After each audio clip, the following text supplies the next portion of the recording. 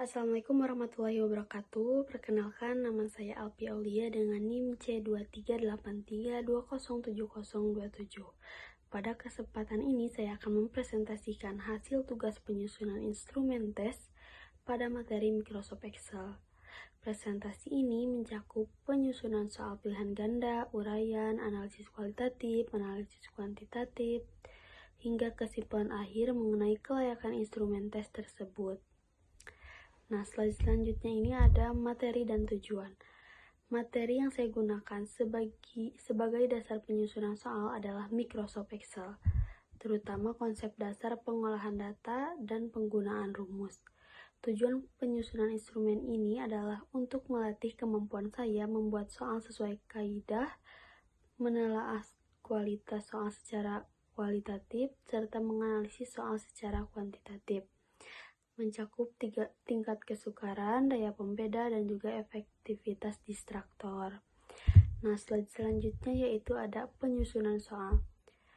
Selanjutnya adalah penyusunan soal. Saya membuat 10 soal pilihan ganda dengan 1 jawaban benar dengan 3 distraktor, serta 3 soal uraian yang diberikan rubrik penskoran analitik.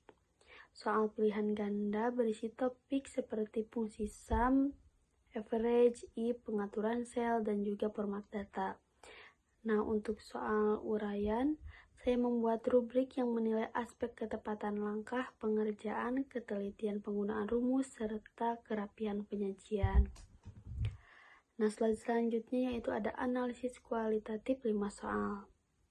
Setelah soal dibuat, saya melakukan analisis kualitatif terhadap 5 butir soal pilihan ganda. Penilaian ini dilakukan pada 4 aspek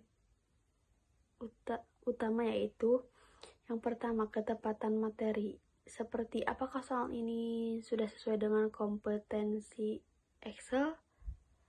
Nah, yang kedua yaitu kejelasan konstruksi, apakah step dan opsi sudah jelas.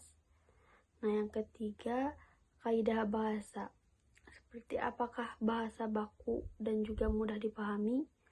Nah, yang terakhir yaitu adalah logika dan fungsi distraktor, seperti apakah distraktor ini sudah logis dan berfungsi. Nah, dari hasil analisis, sebagian besar soal memenuhi standar, namun ada beberapa catatan kecil seperti perlunya memperjelas kata kerja operasional yang menunjukkan tingkat kerincian opsi.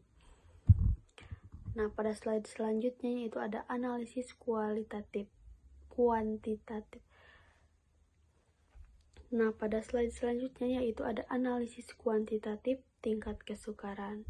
Pada tahap analisis kuantitatif, saya menggunakan data simulasi dari 20 responden.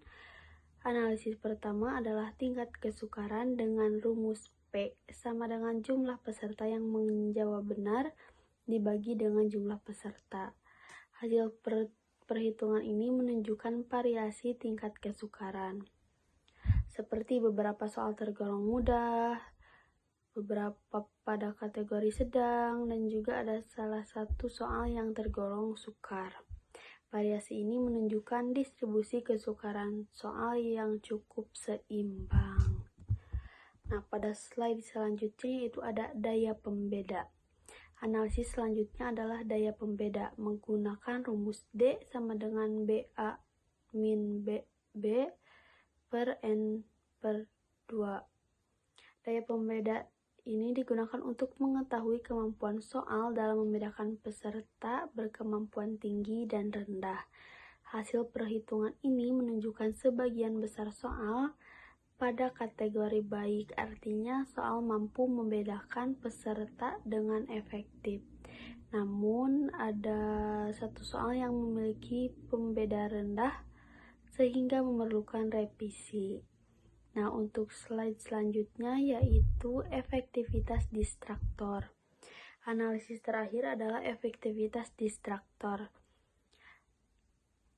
Syarat distraktor dikatakan efektif apabila dipilih minimal 5% dan tidak lebih banyak dibanding pilihan jawaban benar.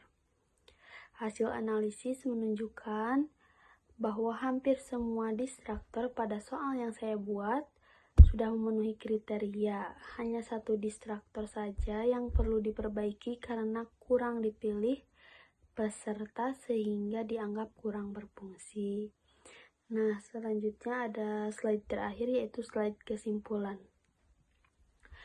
Berdasarkan keseluruhan analisis, dapat disimpulkan bahwa instrumen tes yang saya buat sebagian besar layak digunakan dari segi konstruksi, soal, maupun kualitasnya. Beberapa revisi kecil diperlukan, terutama pada soal dengan daya pembeda rendah dan juga distraktor yang kurang efektif. Namun secara umum, instrumen ini sudah memenuhi kriteria kelayakan sebuah tes evaluasi. Mungkin sekian yang bisa saya sampaikan. Terima kasih. Wassalamualaikum warahmatullahi wabarakatuh.